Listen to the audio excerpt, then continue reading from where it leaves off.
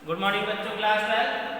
तो हम आपको पढ़ा रहे थे अनुवांशिकीय रूपांतरित पादपों के लाभ। इसमें हमने उच्च पोषक मान, कीट प्रतिरोधकता, गुणवत्ता में सुधार और जो लास्ट शेयरिंग थी वो थी शाकनाशी प्रतिरोधकता। उसके आगे उसी में लिखेंगे पीड़क प्रतिरोधकता। हेडिंग डालेंगे पीड़क प्रतिरोधकता। पीड़क प्रतिरोधकता यानी कि पीड़क प्रतिरोधकता क्या है उसके बारे में जानेंगे। लिखेंगे आरएनए अंतःक्षेप विधि द्वारा, आरएनए अंतःक्षेप विधि द्वारा, आरएनए अंतःक्षेप विधि द्वारा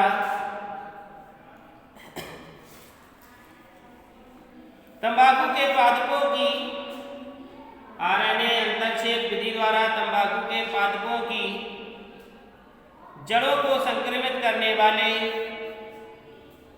पादपों की जड़ों को संक्रमित करने वाले सूत्रकृमि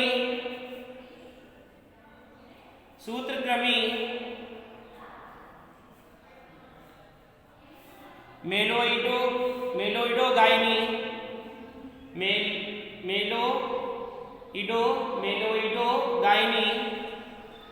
इंकोगिनीशिया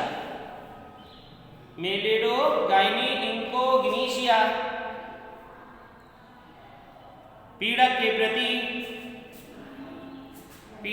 प्रति प्रतिरोधकता प्रदान की है, के प्रति प्रतिरोधकता प्रदान की है। एग्रोबैक्टीरियम संवाहक का उपयोग करके, एग्रोबैक्टीरियम संवाहक का प्रयोग करके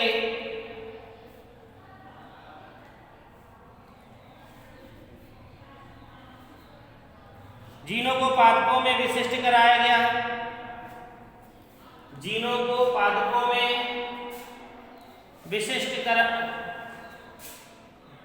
प्रविष्ट कराया गया और पादपों को सुरक्षा प्रदान की गई, तो देखिए कुछ ऐसे क्या थे पीड़क सूक्ष्म जीव थे जो पादपों को क्या कर रहे थे, पीड़ितता पहुंचा रहे थे।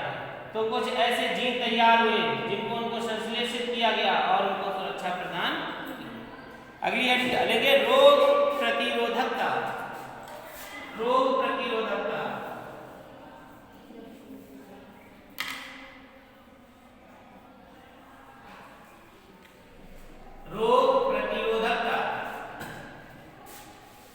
लिखेंगे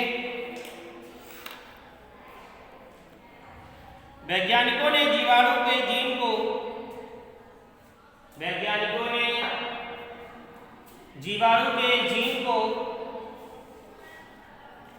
तंबाकू में स्थानांतरित करके तंबाकू मोजेक विषाणु के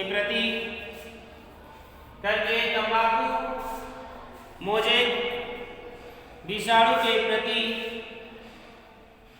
प्रतिरोधकता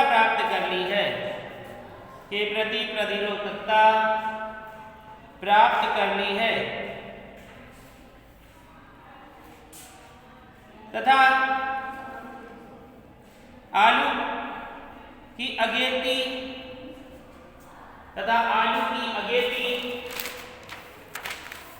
बीमारी के लिए भी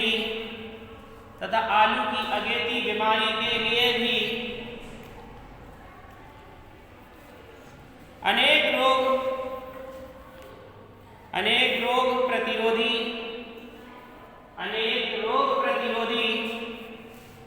किस्मों का विकास कर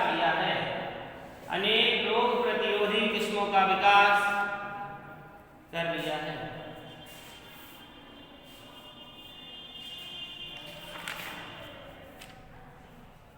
अब हेडिंग डालेंगे लवण व सूखा, नहीं ये मत लिखिए, ये लिखिए टर्मिनेटर जीन।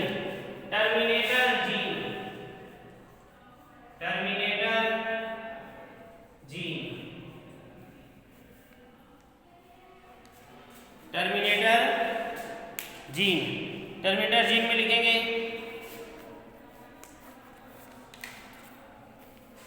अनुवांशिक रूपांतरित पादप बनाने वाली, अनुवांशिक रूपांतरित पादप बनाने वाली कंपनियां, आधुनिक रूपांतरित पादप बनाने वाली कंपनियां टर्मिनेटर तकनीक का प्रयोग करती हैं। टर्मिनेटर तकनीक का प्रयोग करती हैं। इस तकनीक के कारण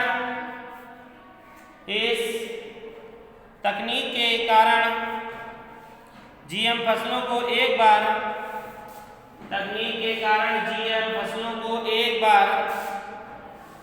उगाने के पश्चात उन्हें पुनः नहीं उगाया जा सकता। यानी कि जो उनमें बीज प्राप्त हो रहे हैं तो आप उन्हें पुनः नहीं उगा सकते। एक बार उगाने के पश्चात उन्हें पुनः नहीं उगाया जा सकता।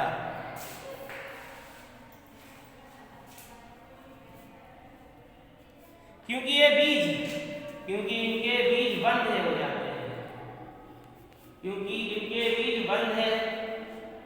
बंद का मतलब बेकार हो जाते हैं, बांझ हो जाते हैं, क्योंकि इनके बीज बंद हो जाते हैं। अगली हेडिंग डालेंगे जैव औषधियों का उत्पादन। जैव औषधियों का उत्पादन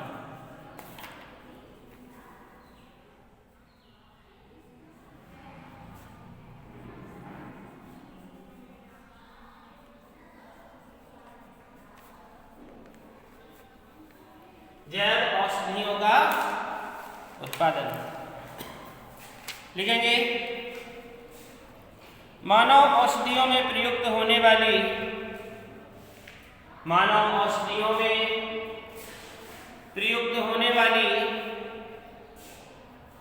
प्रोटीन का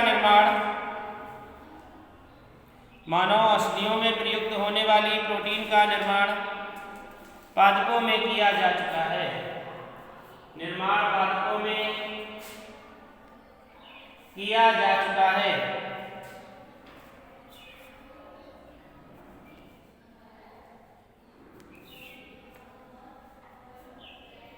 इस तकनीक को आणविक खेती भी कहते हैं।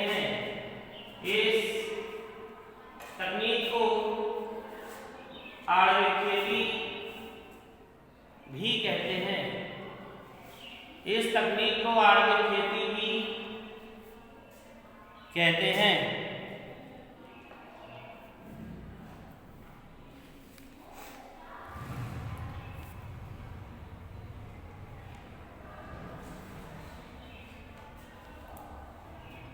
इस तकनीक से मनुष्यों के संक्रामक रोगों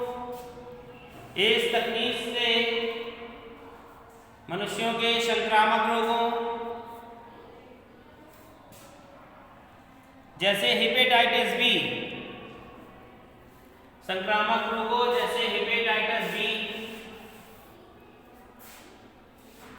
के लिए वैक्सीन तैयार की जाती है।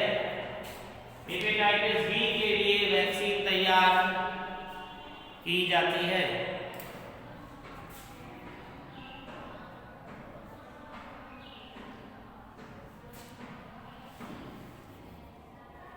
तथा मानव वृद्धि हार्मोन्स भी बनाए जाते हैं।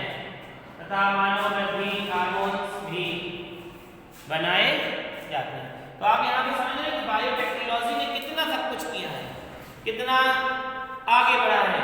जैसे वृद्धि किसी की रुक जाती है प्रोटीन के कारण, हार्मोन्स के कारण, तो वह वृद्धि भी किसके द्वारा, इसके द्वारा कराई जा सकती है। ऐसी टेक्नोलॉजी ने ऐसी औषधियों को खोज निकाला है। तो ये था आपका बायोटेक्नोलॉजी जो हम आपको पढ़ा रहे थे, उसके लाभ। ठीक है, अगली क्लास में हम आपको पढ़ाएंगे बीटी फसलों के उदाहरण, यानी कि बायोटेक्नोलॉजी की जो फसलें हैं, जैसे टमाटर है, कपास है, बैंगन है, बीटी फसलों से जो तैयार हुए हैं, उन सभी के बारे में हम आपको अगली क्लास में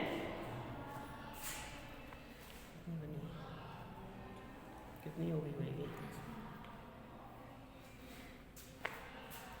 तो जैसे आप लोगों ने देखा चावल, सुनहरा चावल जिसे कहते हैं, गोल्डन राइस, ये गोल्डन राइस जो खाते हैं सभी, ये कहाँ से आया है?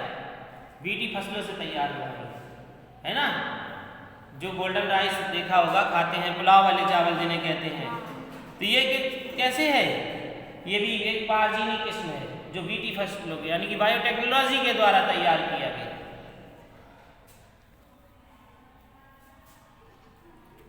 इसका आलू भी आता है, टमाटर है, मक्का है, गेहूं है, चावल है, खीरा है, खरबूजा है, केला है, अंगूर है। देखिए, तो ऐसे बहुत सारे फल, सब्जियां, जैसे कि हम कल आपको बता चुके हैं कि टमाटर जिसे आप 1 सप्ताह तक रख सकते हैं, जिसका बक्कल मोटा होता है, वह अधिक दिनों तक रखा जा सकता है, जल्द खराब भी नहीं होता, लेकिन स्वाद में कुछ ना कुछ अंतर होता है। जो हम लोग यहाँ से मार्केट से देसी टमाटर जैसे लेते हैं या बगीचे से सीधे उसे तोड़ के लाए खेत से, उसमें और इन टमाटरों में क्या होते हैं? बहुत अंतर होता है। ये कैसा है? बीटी टमाटर है। ठीक, तो इसके बारे में हम आपको अगली क्लास में